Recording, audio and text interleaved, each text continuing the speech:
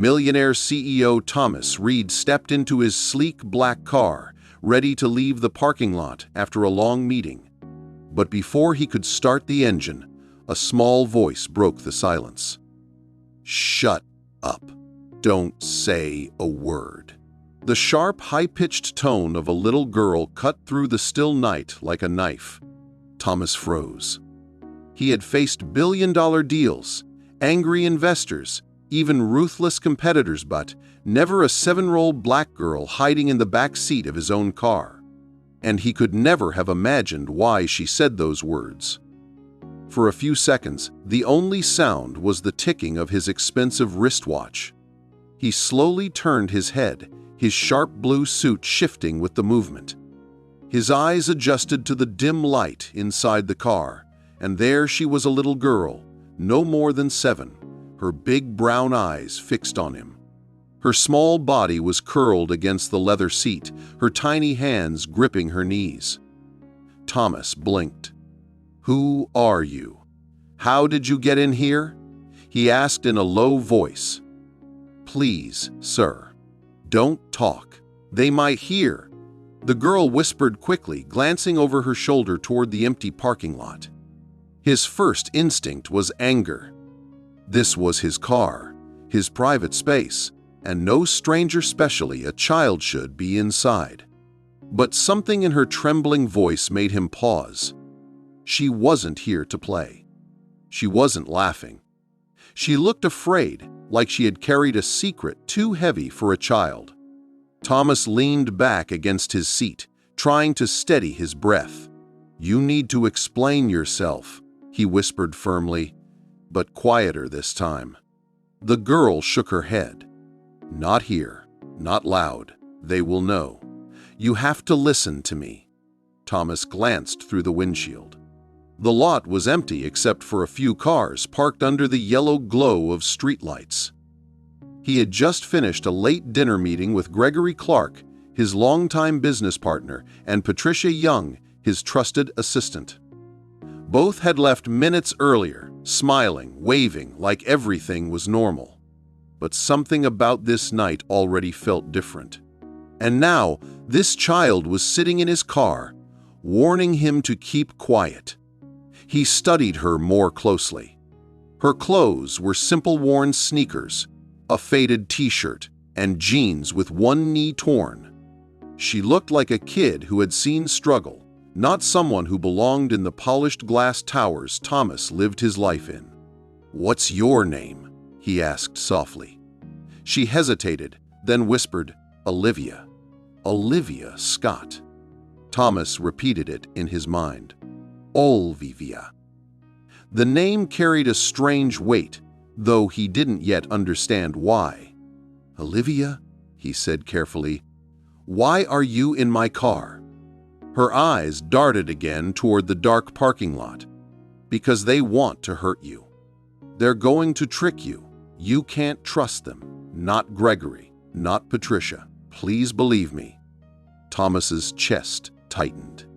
Gregory Clark had been his partner for nearly 15 years. Patricia had been by his side for almost a decade, managing his schedules, handling his private matters. These two people were the closest thing to family inside his company. And now, a little girl he'd never seen before was telling him they wanted to destroy him. "Slow down," Thomas whispered. "Tell me what you mean." Olivia hugged her knees tighter. "I heard them. They were talking. They said tomorrow, at the merger meeting, they will make you sign papers. But the papers are fake. Once you sign, you lose everything. Your company, your money, all of it." Thomas stared at her, his jaw tightening. His mind wanted to reject her words. It was absurd, impossible, but his gut told him there was truth in her eyes. Children didn't lie with that kind of fear. "How do you know this?" he asked. "I clean tables at the restaurant," Olivia whispered. "I hide sometimes because the manager shouts. I hid behind the big plant tonight. I saw Gregory and Patricia. They didn't know I was there. They laughed about how they would take everything from you. They said you trust them too much. They said you are blind." Her small voice trembled as she repeated their cruel words. Thomas felt his throat go dry. He thought back to the dinner, Gregory pouring him wine, Patricia smiling warmly as she set documents on the table for him to review tomorrow. He remembered the fake warmth in their eyes. Could Olivia be telling the truth? "You should have gone to your parents," Thomas said quietly. "Not to me. Why come here?" Olivia lowered her head. "Because I don't have anyone else. My grandma died. My mom is gone. I live where I can, but I knew if I didn't tell you, they would win. And you don't look like a bad man." Her words struck him harder than he expected. For a moment, the polished CEO with his millions felt small. A stranger's child had risked everything to climb into his car and warn him. Thomas pressed his fingers against his temple. The betrayal she described was too big, too dangerous. If she was wrong, this could ruin lives. But if she was right, he turned slowly and looked into her eyes again. They were steady, innocent, and desperate all at once. "You said not to talk. Why?" he asked. "Because Patricia said you always talk too much. That you don't see the danger. I wanted you to listen before it's too late." Silence filled the car again. The parking lot felt colder. Somewhere far away, a car door slammed, making Olivia flinch. Thomas straightened in his seat. "All right," he whispered finally. "If what you're saying is true, I need proof. Do you understand? Proof." Olivia nodded quickly. "I can help. I know where they keep the papers. I can show you." Thomas's heart pounded not with fear, but with a heavy realization. Tonight was no longer about business deals or late-night dinners. A storm was coming, and this little girl had just placed him at the center of it. As he started the engine, he glanced at Olivia in the rear-view mirror. She looked small against the leather seats, but her courage filled the car. He had no idea yet how much his life was about to change. Thomas drove slowly out of the parking lot, his hands tight on the steering wheel. The city lights glowed in the distance, but inside the car, the air was heavy. He kept glancing at the little girl in the mirror. Olivia sat quietly, her small hands folded, her eyes never leaving the window. Thomas spoke at last, his voice low. "Olivia, what you told me, it's not something small. You are saying the two people I trust the most are trying to destroy me." She turned her head and nodded firmly. "Yes." They laughed about it.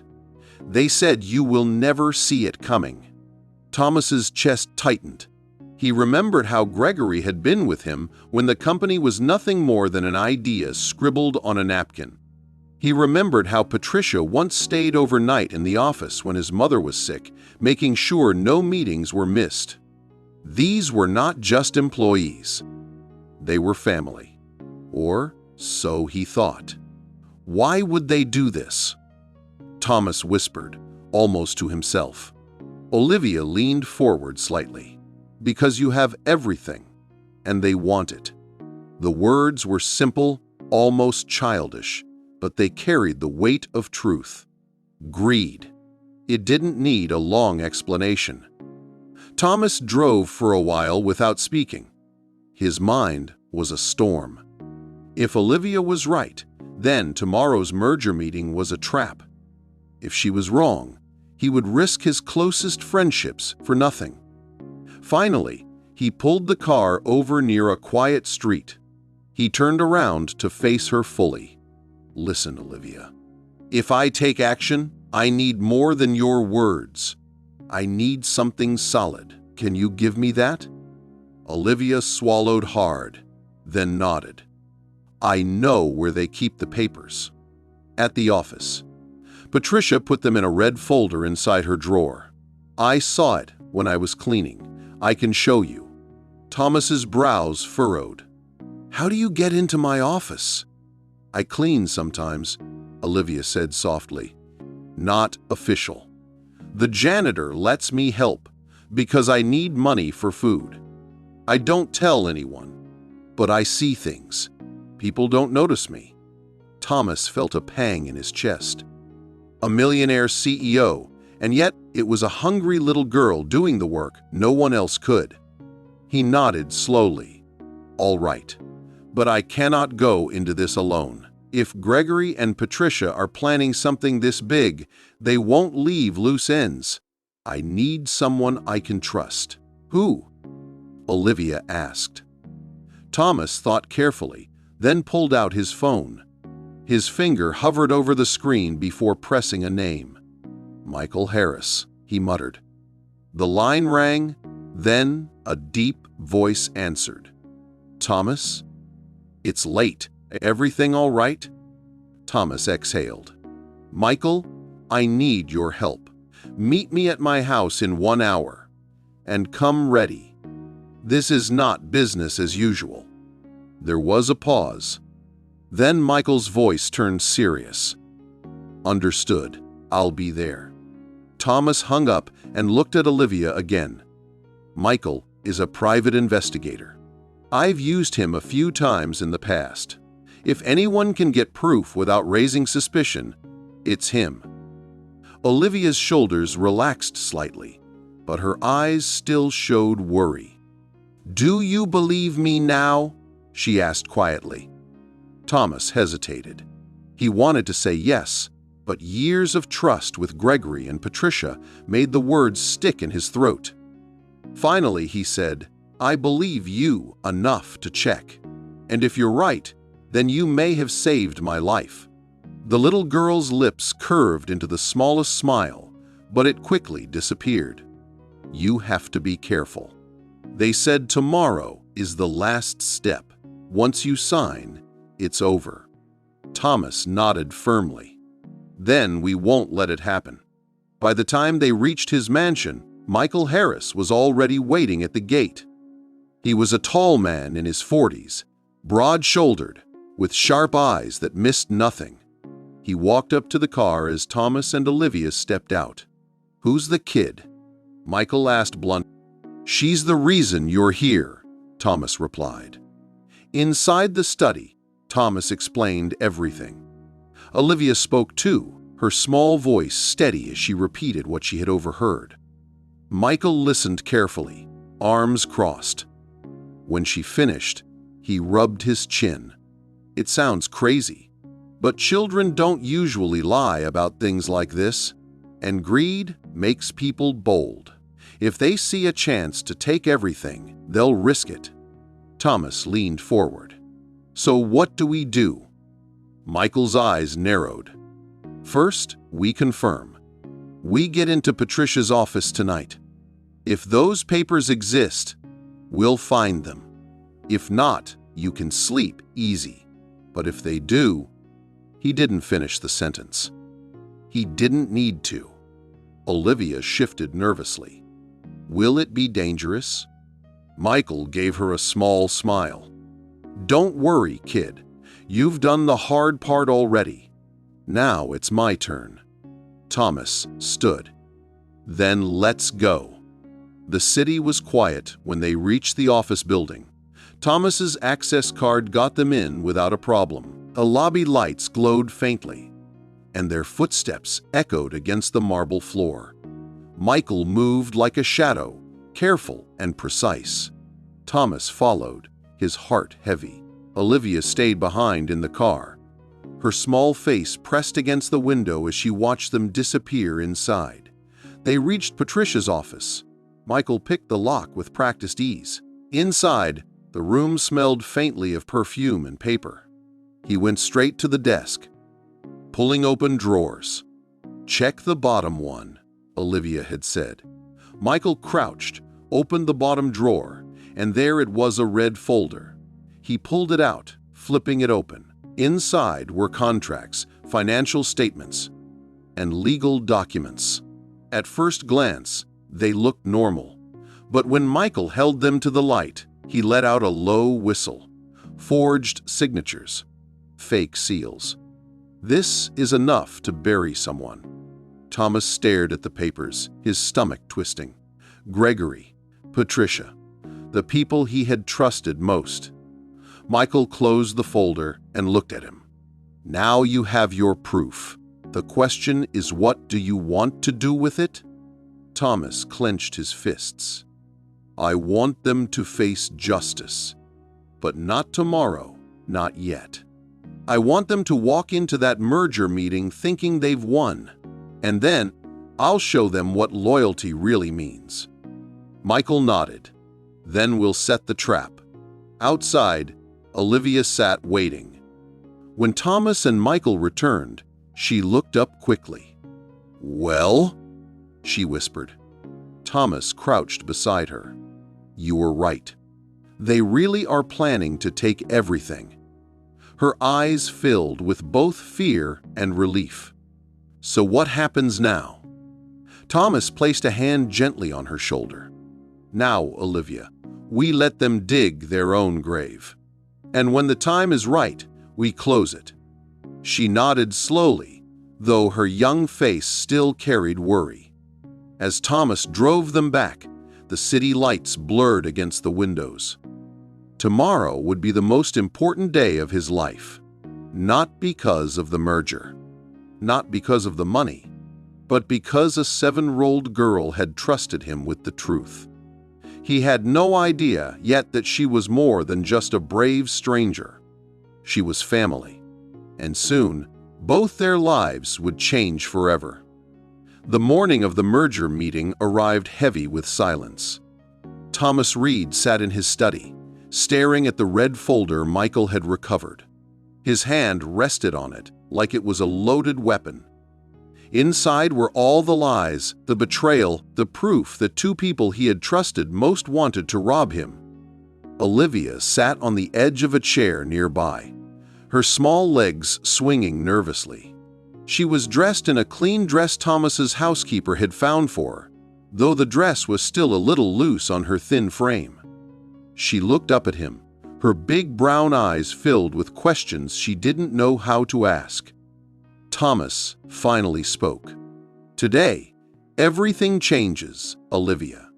Gregory and Patricia think they've already won. But today, the truth will speak. Olivia hugged her knees.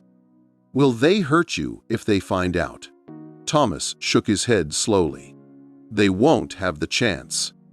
Michael and the police will be there. All you need to do is stay safe. Her voice was soft. I'm scared for you.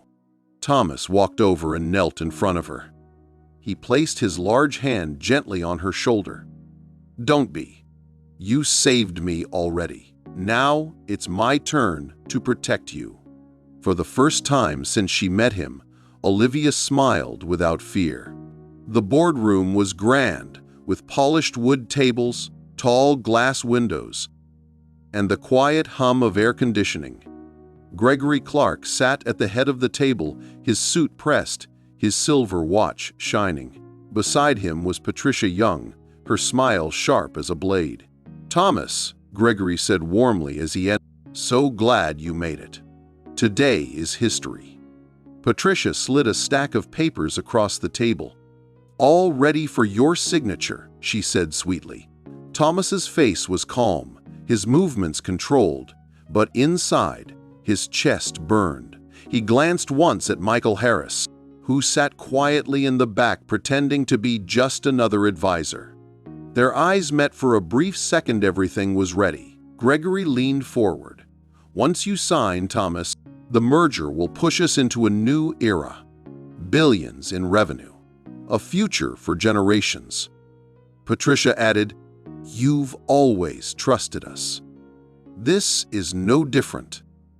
Thomas picked up the pen, his fingers brushing the cool metal. He let the silence stretch, watching their eager faces. Then, just as Gregory's smile widened, Thomas set the pen down firmly. Trust, Thomas said softly, his voice carrying through the room. That's what you're talking about? Trust? Gregory blinked. Of course. You and I have, Thomas cut him off. No, what we had was a friendship. What I gave you was loyalty, but what you gave me in return was betrayal. Patricia stiffened, her smile faltering.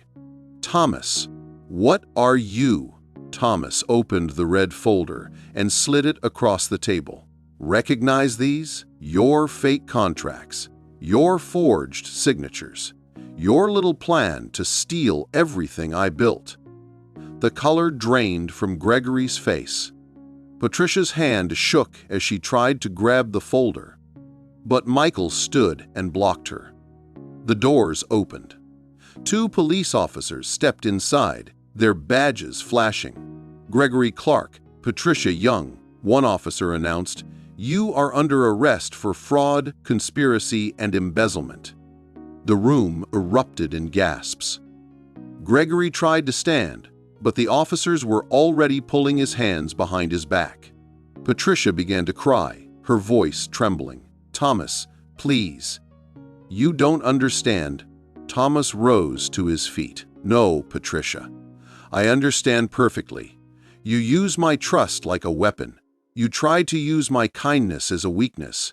But you forgot one thing: truth always wins." As they were led out in handcuffs, Thomas felt no triumph, only a deep ache. Years of friendship had died in this room. But something stronger had been born too. That evening, back at his mansion, Thomas sat on the patio with Olivia. The sunset painted the sky orange and purple, but her little face looked serious. "You stopped them," she said quietly. Thomas nodded. "Because of you. If you hadn't warned me, I would have lost everything." Olivia looked down. "I didn't do it for money. I didn't want them to hurt you. You listened to me. Nobody else ever does." Thomas's throat tightened. He reached into his pocket and pulled out an old photo Michael had found while digging into Olivia's past. He handed it to her gently. Her eyes widened. It was a picture of her grandmother, smiling warmly. "Do you know her?" Thomas asked. Olivia's lips trembled. "Yes. That's Grandma Ruth. She raised me until she died." Thomas swallowed hard. "Ruth was my aunt. That means you're my family, Olivia." The little girl froze, her hands clutching the photo. "Family?" she whispered, like the word was too big for her to believe. Thomas nodded, his eyes misty. "Yes. You're not just some brave girl who saved me. You're my blood. And from today on, you're not alone anymore." For the first time, tears rolled down Olivia's cheeks. She dropped the photo and threw her small arms around his neck. "Does this mean you're my dad now?" Thomas hugged her tightly. "Yes, Olivia. If you'll let me, I will be." The two sat there, holding on to each other as the sky darkened. For Thomas, it wasn't business deals or power that mattered anymore. It was this little girl who had given him back his heart. Months later, Thomas stood at a stage in front of a crowd. Olivia sat proudly in the front row, dressed neatly, her smile wide. Behind Thomas, a banner read, "Reed Foundation Scholarships for Vulnerable Children." He spoke with emotion. "When I was betrayed, I thought I had lost everything. But then a little girl's courage reminded me that wealth means nothing if we do not use it to protect and uplift others. Today, we begin something new, not just for this company, but for every child who feels unseen, unheard, and unloved. No child should ever have to hide in the shadows to survive." The audience clapped, some even wiping tears. Thomas looked at Olivia as he finished. "I found a daughter when I least expected it, and with her by my side, I found my true purpose. Money can be stolen, companies can fall, But love and loyalty, those are forever. Olivia's small hands clapped louder than anyone else's. Her eyes glowed with pride, and in that moment, Thomas knew he had gained more than he ever lost. Dear viewers, this story shows us something powerful. Money and success can be stolen, but love and loyalty can never be taken away. A little girl's courage saved a man from betrayal and gave him something money could not buy a family. If this story touched you, please like this video, subscribe to the channel, and share it with others. Comment more stories if you want us to keep bringing you more, and also tell us where you're watching from. We'd love to know. Thank you for being part of this family of stories.